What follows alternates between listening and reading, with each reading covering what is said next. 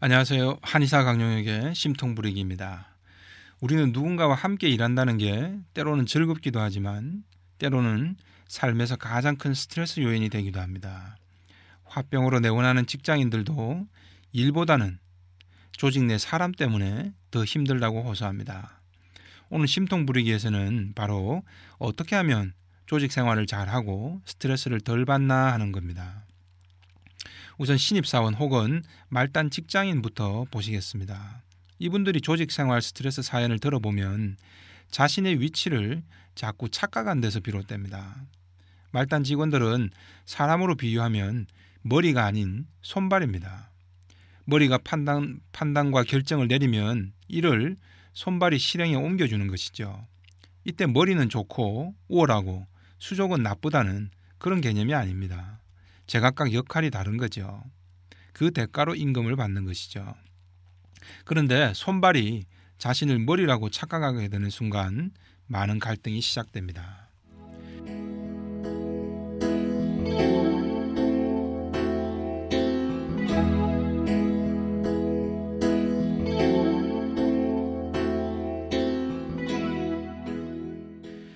자, 한 중견 기업에 입사한 A씨의 사례를 한번 보실까요? 이분은 잠을 자는데 어느 날부터 이유 없이 가슴을 송곳으로 찌르는 듯한 날카로운 통증을 느끼고 불면증에 시달립니다. 병원에서 심장이나 폐 검사도 받았지만 아무런 원인을 찾지 못했습니다. 제가 분석한 원인은 직장 스트레스였습니다. A씨는 회계직 평사원이었는데 최근 회사 경영 상황 때문에 갈등이 심했습니다. 사장님이 무리하게 해외 사업 쪽에 많은 자금을 투자했지만 지금까지는 성과를 못 내다 보니 회사 전체가 매우 어려워졌다고 합니다.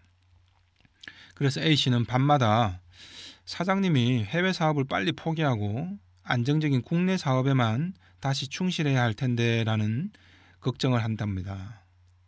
주요 간부들도 다 반대했던 사업을 사장님이 혼자 강하게 밀어붙여서 이 지경까지 왔다는 것이죠. 그래서 A씨는 사장님은 왜 저리 혼자 독단적으로 행동하시나라고 원망하는 마음도 들었답니다. A씨는 입사 전까지만 해도 탄탄한 기업이라고 알고 들어왔는데 막상 회사가 너무 어렵다는 상황을 접하고는 불안하기도 하겠죠. 재취업 걱정도 고민거리가 됐습니다. 이런 노심초사가 몇 개월째 지속되자 결국 스트레스 반응으로 가슴 통증과 불면증으로 이어졌던 겁니다. 화병 치료 한약으로 가슴 통증과 불면증은 조금씩 호전이 됐습니다. 하지만 매일 저녁 반복하는 걱정거리가 해소되지 않으면 바닷가에서 모래성을 쌓는 격이 되고 맙니다. 자, 여러분이 만약 A씨 입장이라면 어떨까요? 당연히 불안하고 이런저런 생각도 많아질 수 있습니다. 그러나 이제 직장이 2년차, 3년차가 사장님이 회사 사활을 걸고 내린 중요한 판단을 이래라 저래라 혹은 이게 옳다 저게 옳다라고 할 수 있을까요? 단기 결과론적으로만 해외 투자 결정이 꼭 잘못된 것이라고 할 수 있을까요? 사장님은 말단 직원 A씨의 목소리에도 귀 기울인 다음에 결정해야 하는 것일까요?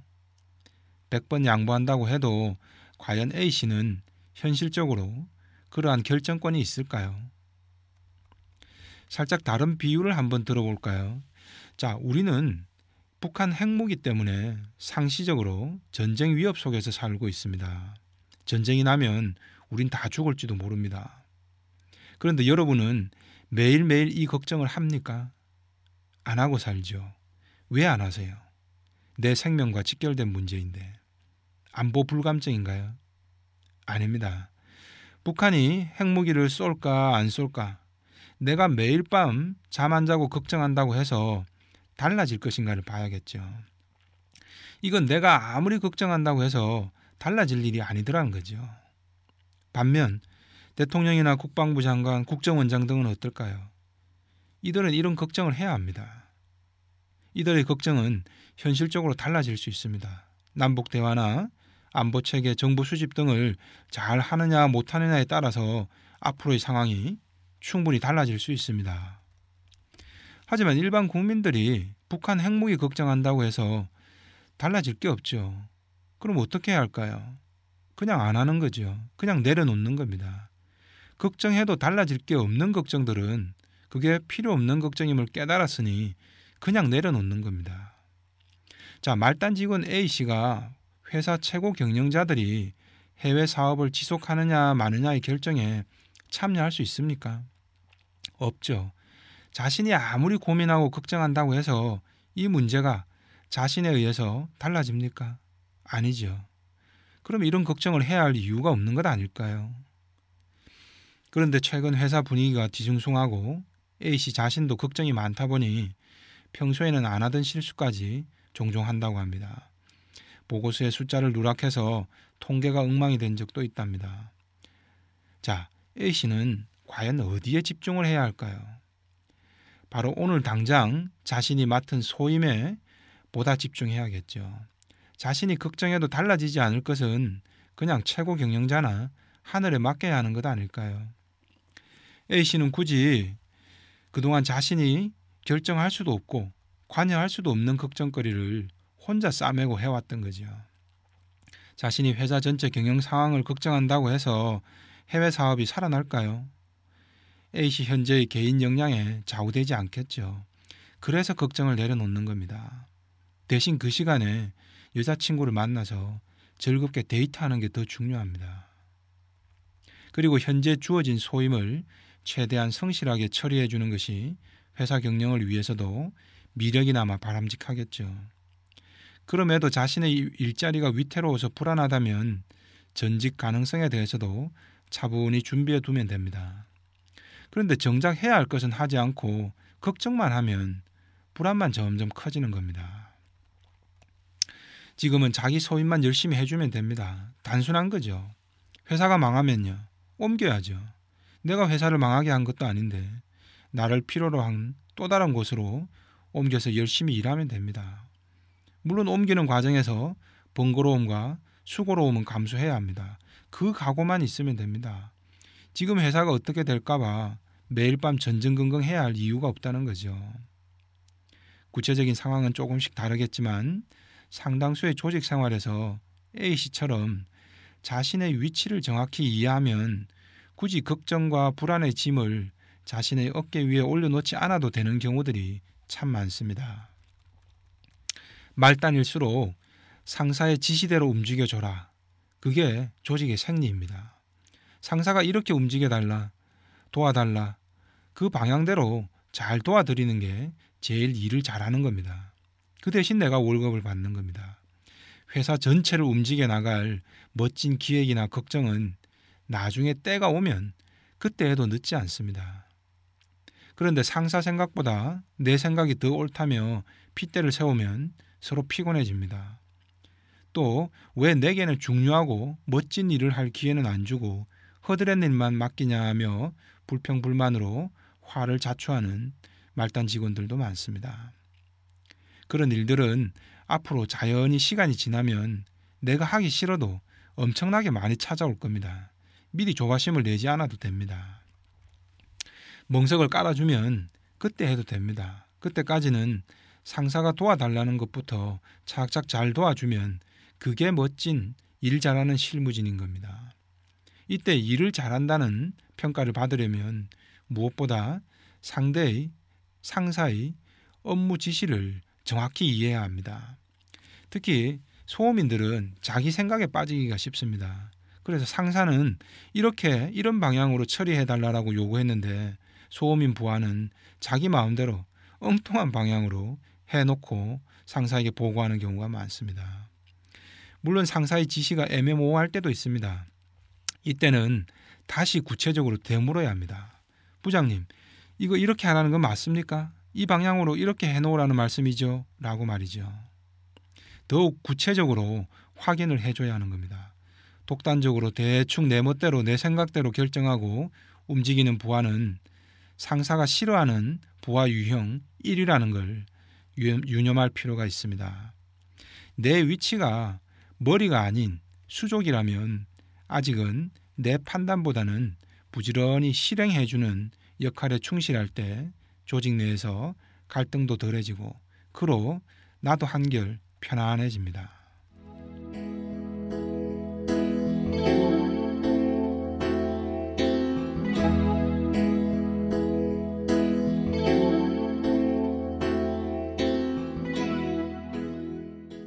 한편 최고 경영자들의 갈등은 조금 다릅니다. 큰 기업이든 작은 식당 주인이든 이분들은 머리입니다. 머리가 판단을 빠르게 해줘야 허리도 수족도 움직이겠죠. 이분들의 업무는 판단이고 결정 내리는 일입니다. 이 또한 쉽지 않은 일입니다. 이분들이 한의원에 오는 경우는 이런 판단을 자꾸 회피하려고 할 때입니다. 은근슬쩍 발을 빼고 도망가려는 심리가 있습니다. 그러나 이는 문제 해결이 아니라 결국 눈덩이처럼 불어서 고통으로 직면하게 됩니다.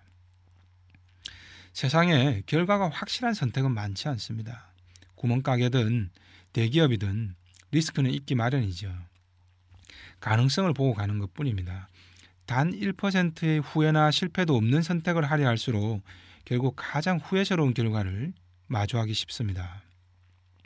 현재 상황에서 가장 합리적 이성적 선택을 하는 것뿐이죠. 그리고 최종 결과는 어느 정도는 하늘에 맡기는 것이겠죠.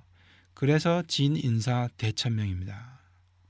머리 위치에 계신 분들은 여러 가지 불확실성 속에서 최대한 이성적으로 따져본 뒤에는 어느 한쪽으로 과감히 결정을 내려야 하는 겁니다. 100% 확실할 때까지는 판단을 하지 않겠다는 것은 오히려 최악의 선택이 되고 불안만 가중됩니다. 이재마 선생은 불안정지심이 일면 진일보하라라고 했습니다. 즉 한 발 앞으로 나아가라라고 했거든요. 불확실성이란 안개가 모두 다 거치기 전까지는 움직이지 않겠다가 아니라 그럼에도 불구하고 가장 가능성이 있는 곳으로 한 발 쑥 나아가라는 것입니다. 내가 하나도 손해보지 않을 선택이 아니라 이익을 위해 손해 가능성이 가장 덜한 선택을 하는 것뿐이죠. 뭐든 확실한 결론으로 못 박아두려는 마음, 이게 인간의 욕심이라는 거죠. 각각의 경우에서 어떤 이익이 있고 그 뒷면의 최악의 경우에는 어떤 대가를 치르게 되나를 따져보라는 겁니다. 만약 최악의 상황으로 전개되더라도 내가 그 대가를 치를 만한 각오가 되어 있는가를 나 자신에게 물어봐야 합니다. 그 대가가 너무 두렵다면 이익도 포기하고 접어버리면 됩니다. 반면 대가도 치르겠다면 추진하는 거죠. 이는 중간관리자나 말단 실무진 일이 아닌 겁니다. 결국 최고 경영자 자기 자신에게 달린 선택의 문제입니다.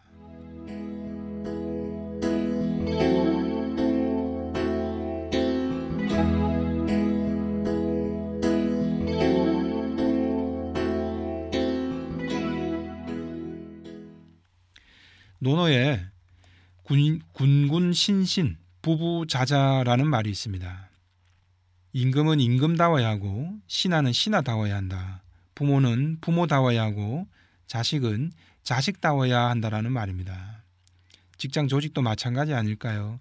판단 내려야 할 사람은 판단을 잘 내려야 하고 일을 수행하는 사람은 수행을 잘 해줘야 한다는 겁니다.